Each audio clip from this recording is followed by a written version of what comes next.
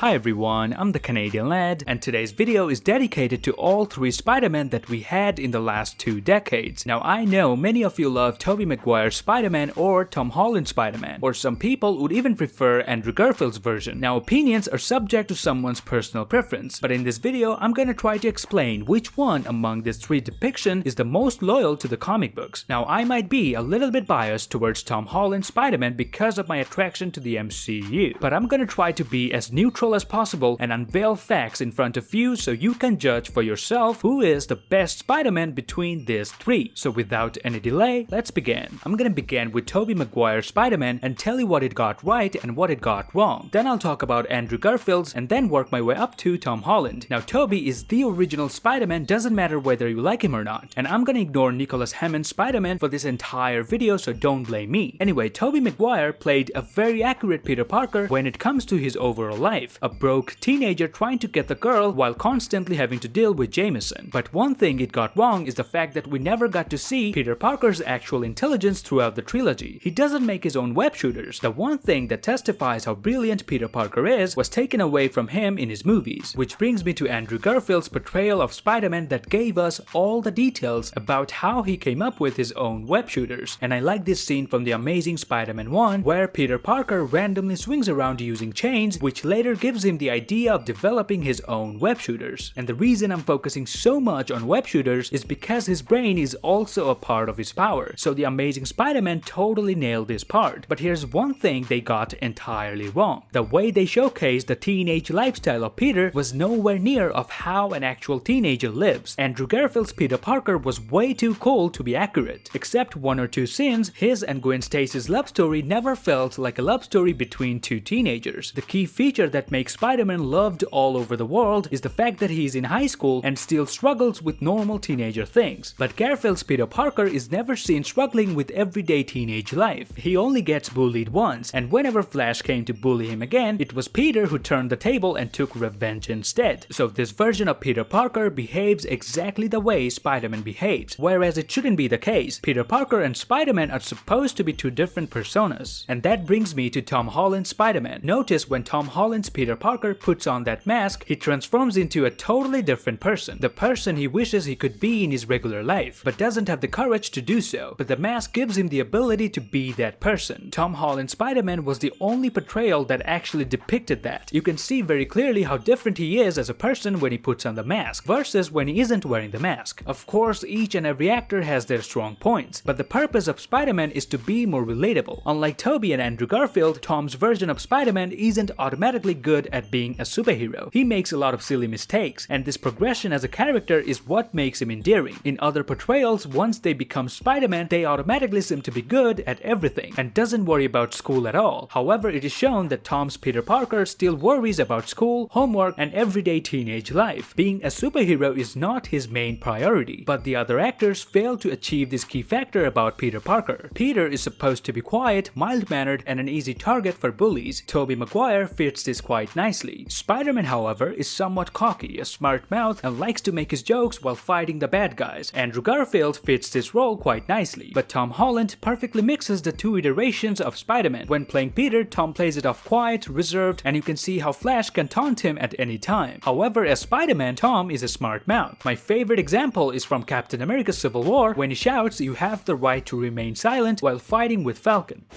You have the right to remain silent! And the bank robbing scene in Spider-Man Homecoming where Spider-Man has a totally one-sided conversation with them. The Avengers! What are you guys doing here? Thor, Hulk, good to finally meet you guys. Oh, you'd be more handsome in person. This shows how different Peter Parker is from Spider-Man. Don't get the wrong impression that I'm against Tobey or Andrew Garfield. The truth is I'm not. I love Tobey Maguire's Spider-Man. That's what I used to watch growing up. And to be really honest, I still feel Spider-Man 2 is one of the best Spider-Man films ever made. To this date, whenever I think of Spider-Man, Tobey Maguire crosses my mind just as Tom Holland does. Tobey Maguire did a decent job portraying Peter Parker, but his Spider-Man was not up to the mark. The hilarious one-liner puns in between serious battles battles is what Spider-Man is basically known for, but this was missing in case of Tobey. And also, I'm not trying to provoke hatred towards Andrew Garfield. He did his best as Peter Parker. I blame the writers more than I blame him. At the end of the day, what more can an actor do if the story itself is weak and pointless? It wasn't Tobey's mistake that his Spider-Man wasn't up to the mark. Neither was it Andrew Garfield's fault that his version of Peter Parker was way too cool. That's just how the writers created those characters, and both of them being incredibly good actors, they just did what they were told. And that's where Tom Holland takes the lead. He made his debut in a movie like Civil War. His character was being handled by one of the best producers out there, Kevin Feige, and two of the most talented directors, Joe and Anthony Russo. Listen to what Joe Russo had to say in an interview about Spider-Man. Again, we like doing little teases or lead-ups to characters.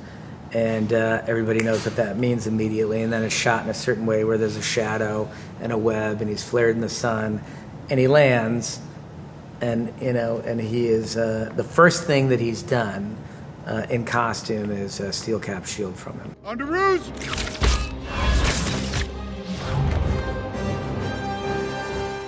Now that I praised Tom Holland's version of Spider-Man, it only makes it fair if I do some constructive criticism as well, and I can tell you a few. For example, the fact that MCU's Peter Parker is overly dependent on Tony Stark takes away the individuality of Peter Parker. Instead of establishing him as this Spider-Man, MCU seems to be more focused on turning him into the next Iron Man. But I know that's also not entirely true, and I can say this based on how Spider-Man Far From Home ended. Spoiler alert, Peter Parker gets his identity revealed to the general public at the end of Far From Home, and now he no longer has Tony Stark beside him to help him out like Tony always did. So I can pretty much guarantee you that Peter Parker is going to have his own identity in Spider-Man 3. So even though this might seem like a downside of Peter Parker in the MCU, but I know for sure that Spider-Man 3 is going to address this issue and establish him with his own personality. Don't get me wrong, I love the relationship Peter had with Tony, almost like a father and son, but he shouldn't only be made dependent on Stark technologies which can damage his character arc.